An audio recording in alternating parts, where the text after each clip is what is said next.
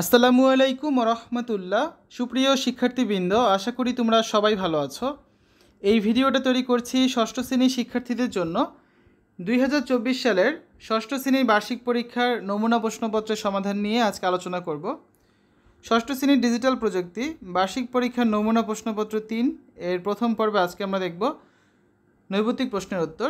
সময় 3 ঘন্টা, পূর্ণমান 100। শিক্ষার্থীরা, আমরা এই নমুনা প্রশ্নপত্রটি তৈরি করেছি তোমাদের ষষ্ঠ শ্রেণীর ডিজিটাল প্রযুক্তি বইয়ের পঞ্চম অধ্যায় বন্ধুর সাথে ভ্রমণ পরিকল্পনা এই অধ্যায়টি নিয়ে।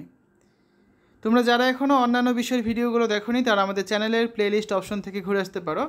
সেখানে গেলে তোমরা ষষ্ঠ শ্রেণীর বার্ষিক পরীক্ষায় 2024 এই প্লেলিস্টটা পেয়ে যাচ্ছ। এখান থেকে এনসিটিভি প্রণীত প্রত্যেকটা বিষয়ের নমুনা প্রশ্নপত্র সমাধানগুলো দেখতে পারবে। তাছাড়া বার্ষিক পরীক্ষার জন্য আমরা যে সাজেশনগুলো দিচ্ছি সেই ভিডিওগুলো তোমরা এখান থেকে খুব সহজে কিন্তু দেখে নিতে পারবে। আমাদের আজকে আলোচনার বিষয় ক বিভাগ নৈর্ব্যক্তিক প্রশ্ন, যার মান হচ্ছে 25। বহু নির্বাচনী প্রশ্ন থাকবে 15টা, আর এক কথায় উত্তর প্রশ্ন থাকবে 10টা। এই হচ্ছে মোট 25 নাম্বার। তো এক কথায় উত্তরগুলো ভালো করে পড়লেই বহু নির্বাচনী প্রশ্নগুলো কিন্তু পড়া হয়ে যাবে, ঠিক আছে? প্রশ্ন 1, যে যন্ত্র ডিজিটাল সংখ্যা আকারে সকল মান উপস্থাপন করতে পারে তাকে কি বলে? ডিজিটাল যন্ত্র। প্রশ্ন 2, ডিজিটাল ঘড়ি, digital computer, digital multimedia, digital ভোল্টমিটারকে কী বলে? ডিজিটাল যন্ত্র। প্রশ্ন 3, ডিজিটাল যন্ত্রের ভিত্তি কী? 0 এবং 1। প্রশ্ন 4, যে প্রক্রিয়ায় ধারাবাহিকভাবে কিছু নিয়ম মেনে কাজ করে তাকে কী বলে? অ্যালগোরিদম।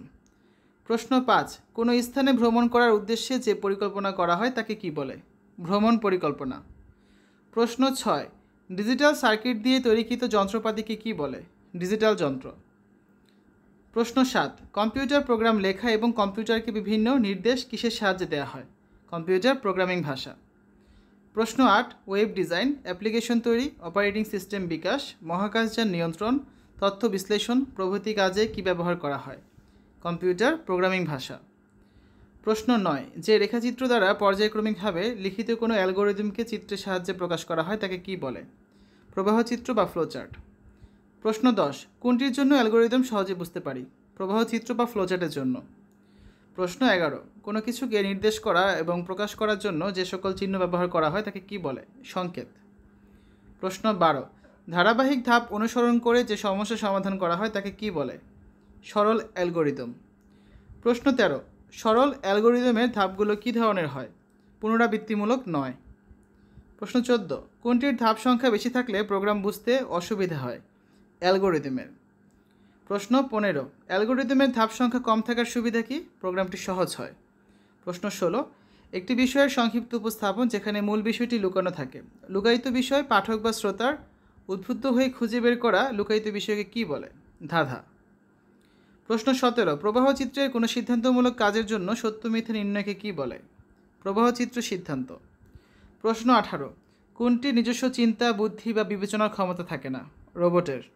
প্রশ্ন 19, একই কাজ বারবার করাকে কী বলে? পুনরাবৃত্তি। প্রশ্ন 20, এক ধরনের ইলেকট্রোমেকানিক্যাল যন্ত্র যা কম্পিউটার প্রোগ্রাম দ্বারা নিয়ন্ত্রিত হয়ে থাকে, এদেরকে কী বলে? রোবট।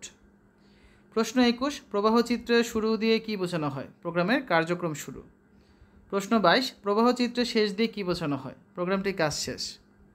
প্রশ্ন 23, প্রবাহচিত্রের শেষকে কম্পিউটার প্রোগ্রাম ভাষায় কী বলে? আউটপুট। তো শিক্ষার্থীরা, এই হচ্ছে আজকে আলোচনা। আমরা আগামী ক্লাসে এই অধ্যায়ের রচনামূলক অংশের খ বিভাগ সংক্ষিপ্ত প্রশ্নের উত্তরগুলো নিয়ে আলোচনা করব। শিক্ষার্থীরা, এতক্ষণ তোমরা দেখলে ষষ্ঠ শ্রেণীর ডিজিটাল প্রযুক্তি বার্ষিক পরীক্ষার নমুনা প্রশ্নপত্র 3 এর প্রথম পর্ব, যেখানে আমরা নৈর্ব্যক্তিক অংশ নিয়ে আলোচনা করেছি।